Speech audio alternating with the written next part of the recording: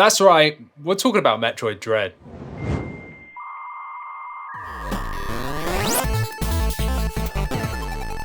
Okay, welcome back to the channel, Andy here, and this is 128KB. And yes, we have already done an unboxing of Metroid 5 Dread Special Edition, where I unseal everything, including the art book, and I go through every single page of that art book. It's not just a flick through, we go through every page. So go and watch that video because it's awesome. But anyway, I wanted to just sort of say my first impressions of Metroid Dread. I was gonna sort of wait and do a full-blown review, but I can't wait, and it's because it's too good. It's really, really good. I'm enjoying myself so much on the OLED. Obviously, I bought a brand new Switch OLED as well. If you haven't seen any of our OLED videos, check them out. We've got tons of them as well. But playing Metroid 5 Dread on the OLED is something to behold. It really is. And this sort of harks back to me. If you're a fan of us already, 128KB, then you know I'm a handheld lover, and I go back to sort of the Metroid Zero Mission and Fusion days on the Game Boy Advance. I absolutely love them. Obviously, I've played all the other Metroids as well, but those are the days that really sort of stuck with me. When I think Metroid, I think about when I was on holiday or where I was at the time when I had my Game Boy Advance and I was playing those games. And for me, I've not even played Metroid 5 Dread on the TV yet. And even though we've got a beautiful OLED TV as well, I've just been playing in handheld. So I've just been sat on the sofa whilst Christina's been playing Oddworld or whatever she's raging at the time. That game. But I've just been playing Metroid in handheld, and I will say the 5.1 audio, the surround sound, is amazing. Like, this is a huge deal, especially when you put headphones in, obviously. So the standard OLED speakers that are enhanced do sound really good in comparison to the other speakers, but as soon as I plugged headphones in, so I've got some nice Sony headphones that I just plugged in with a cable. I didn't do Bluetooth because there's a sort of delay there. There's a bit of an audio sync issue there with my Bluetooth headphones. So I used the cable, the 3.5mm audio jack, and I was blown away. The sound design in this game is amazing. The music is incredible, but just the quality of that audio is just fantastic. Like, I'm having such a blast. And the fact that it is a OLED screen and all those deep blacks, I mean, you can see why they tied such a big release, a game that's nearly been 20 years since the previous one, and tied it to the Switch OLED, where they even did basically an EMMI colorway for the launch.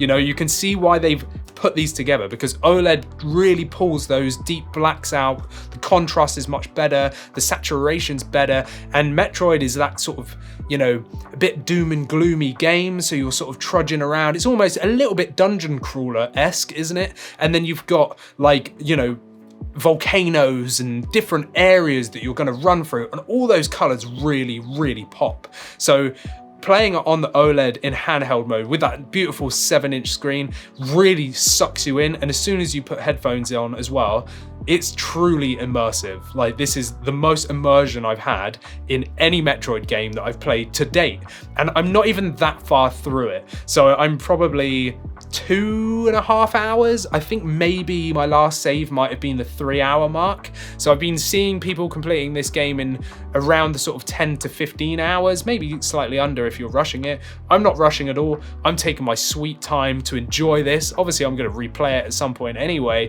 but I just wanted to sort of, I don't know, fanboy out here about how much fun it really is, and especially on that OLED screen.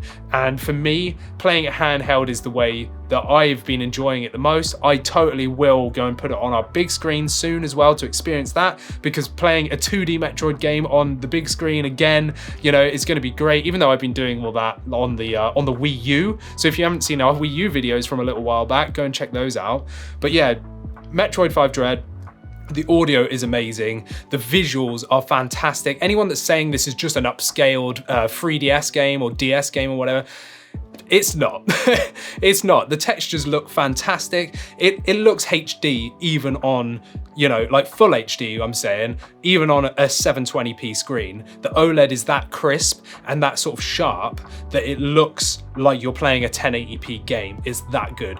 And also, the controls are so fluid. And when you hark back to like Metroid 1, where it's so clunky, like, I love it. Don't get me wrong, it's so clunky. And then obviously Super Metroid, you know, Super Metroid, Metroid is like the one. This is the game, right?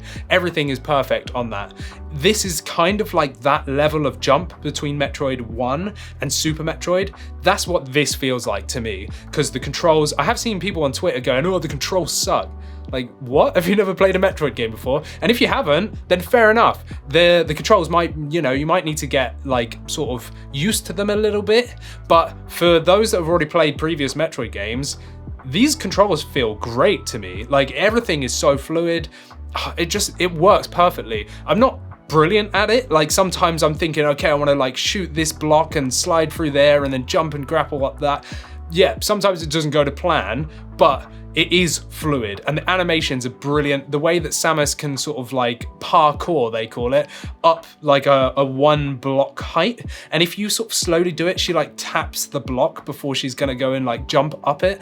All these tiny little things are just so good. Like, I'm having a whale of a time. I'm really enjoying it. If you're on the fence about buying Dread, I haven't even completed the game yet. Like I said, I'm about 3 hours in.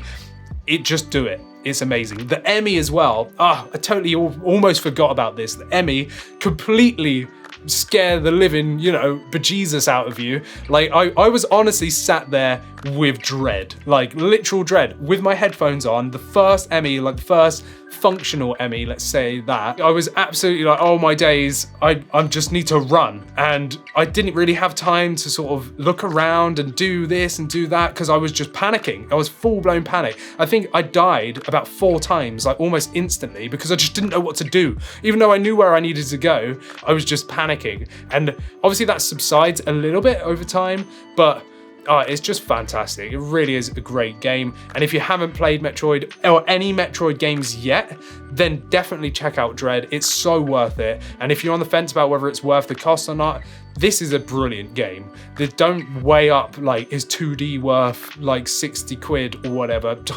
Don't go down that route. Play the game for what it is. See how much love and care has gone into this game for the Metroid fan base, and see how much fun everyone else is having as well. And I'm sure you're going to love this game. Check out some gameplay footage. Obviously, you'll see it in this video as well. But if it's not for you, then don't go down that route. But if it's something you think you're going to like the look of, then you're going to love this game. Make sure to like and subscribe. We've got so many more Switch OLED videos and all sorts of stuff coming out. Check out our website too, 128kb.co.uk. I'm Andy. This has been Metroid Lovin'. I'll see you in the next one. So you like Metroid Dread then? Yeah. I do.